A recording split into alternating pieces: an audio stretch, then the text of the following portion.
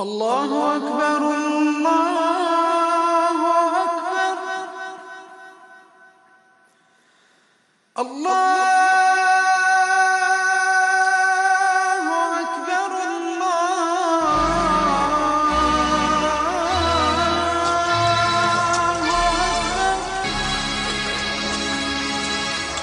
أشهد أن لا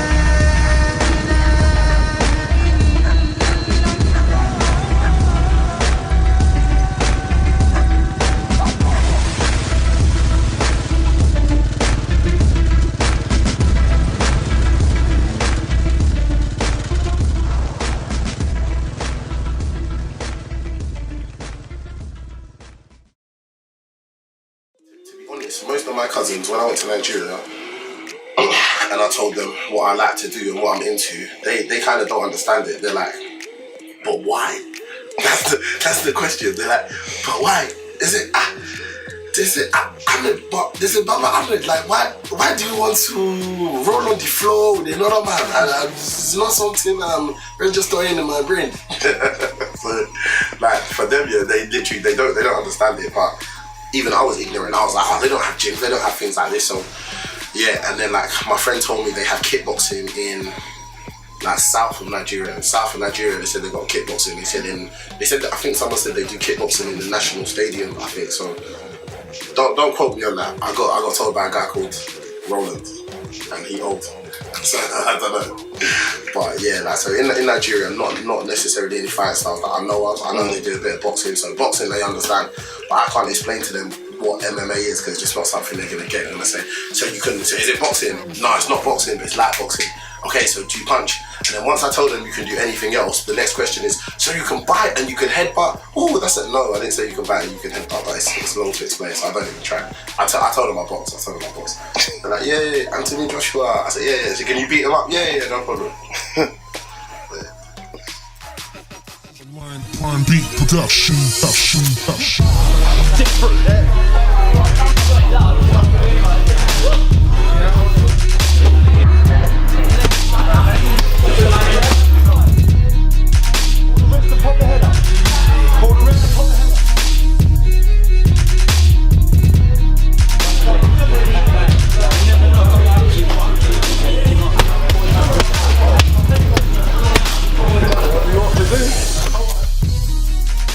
Whenever anyone thinks of any religion, and I think predominantly, at least the most talked about commonly at the moment is Islam, it's what you can't do. You can't do this, you can't do that, you can't do this, you can't do that.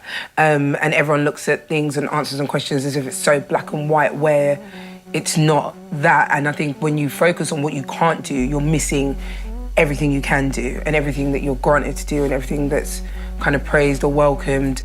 I remember like when I remember when I was doing judo, like, so Islamically, in prayers we bow. So we bow to Almighty Allah, no problem doing that. But Islamically, you're not allowed to bow to another human being. And in martial arts, like even in judo, when you have matches, when you step onto the mat, you bow. You come to the middle, you bow to you come to the middle, you bow to the referees. Then you bow to your opponent, you bow to everyone. When you come in, when you go out.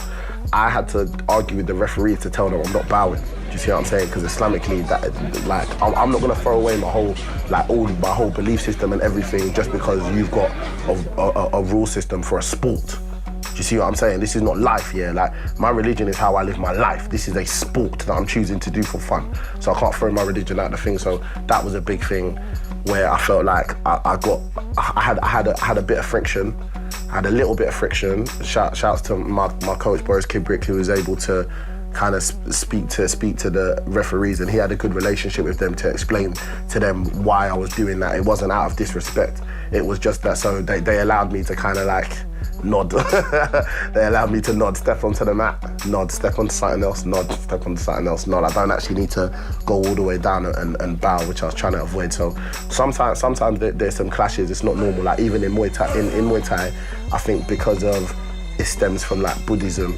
So there's kind of like before Muay Thai matches, there's like this whole thing that you're supposed to do where you kneel and you bow and you do all these things as like an offering to the gods or something like that. And I haven't had a Muay Thai fight officially yet, but inshallah, I plan to, and when I do, I have no intention of doing any of that. Do you see what I'm saying? So not in a disrespectful way, just because that's not something I believe in. Like, do you know what? The area I live in is a strange place, because it's kind of like, this is not the area for any of my cultures to flourish. Like, it's not an area for black people, it's not an area for Africans, it's not an area for Muslims. It's just not an area for a lot of these things. But yeah, like, it's not really like, of course, it's definitely improving, don't get me wrong, but anyone who looks at Orpington or looks at St. Mary Cray as multicultural, yeah, is lying to themselves.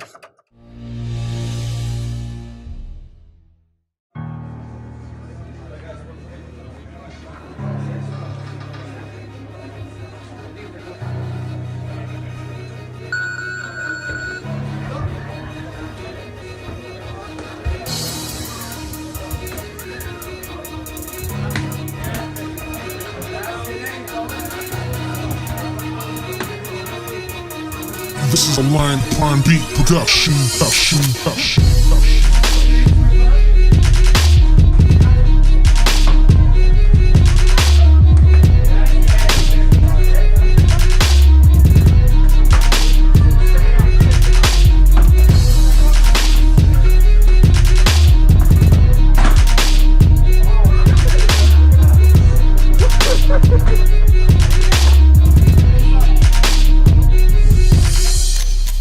Being able to, when I go into these things, when I go into new gyms, when I go into new places and things like that, to be comfortable to just be me. Do you see what I'm saying? Like, a lot of people, because I know, and when I say this is no disrespect here, but I know there were other Muslims that were doing things that I know that we're not meant to do, and they didn't feel comfortable with doing it, but they didn't have the confidence to sit there and go, do you know what, that is not something I'm going to do. I'm not going to do that.